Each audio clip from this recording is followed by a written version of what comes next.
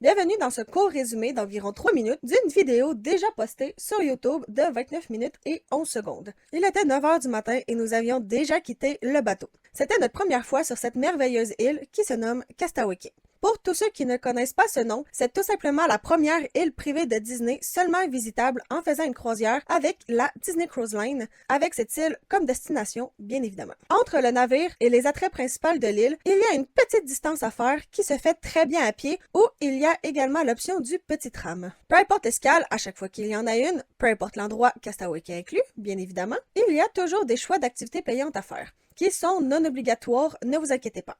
De notre côté, nous avions choisi le trio d'activités pour profiter pleinement de cet endroit unique. Je ne vais pas les nommer tous maintenant, mais plutôt au fur et à mesure, et ça tombe bien, puisque nous sommes déjà rendus à la première activité.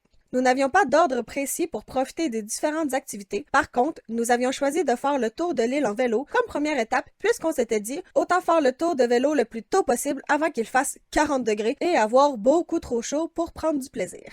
Je ne vais pas entrer dans les détails ici, puisqu'une vidéo courte uniquement sur ce sujet arrivera courant janvier. Désolée, mais je vais me répéter parce que également pour cette deuxième activité, je ne vais pas entrer dans les détails ici, puisqu'une vidéo courte uniquement sur ce sujet arrivera aussi courant janvier. Il est 11 heures maintenant et il est temps que je vous présente cette deuxième activité du trio qui a le merveilleux nom de Snorkel. Une activité aquatique comme vous pouvez voir avec mon magnifique outfit. Le but? Repérer les bouées oranges et blanches pour découvrir la surprise qui se trouve au bout de la chaîne. 13 heures maintenant et je me lave les mains pour une bonne raison. Nous mourrions littéralement de faim après cet avant-midi bien rempli. Pour nous sustenter, nous avions choisi d'aller dans le lieu de restauration au nom de Serenity Bay Barbecue. Le restaurant est réservé pour les 18 ans et plus. C'est un buffet pour lequel vous n'avez pas besoin de sortir votre portefeuille. Pas parce que c'est gratuit, mais plutôt parce que Castaway Cay est une extension du navire et donc, comme sur celui-ci, tout ce qui est nourriture, boissons sans alcool, crème glacée, etc. est à volonté et inclus dans le prix de votre billet. La seule chose, c'est que ce buffet et les tables à manger, même si je devrais plutôt dire table à pique-nique, ne sont pas couverts d'air climatisé, seulement par des parasols. L'endroit a l'air désert, mais c'est probablement uniquement que le service du dîner finissait à 14 heures, environ l'heure à laquelle nous y sommes allés. De retour plus proche du bateau avec une mission en tête.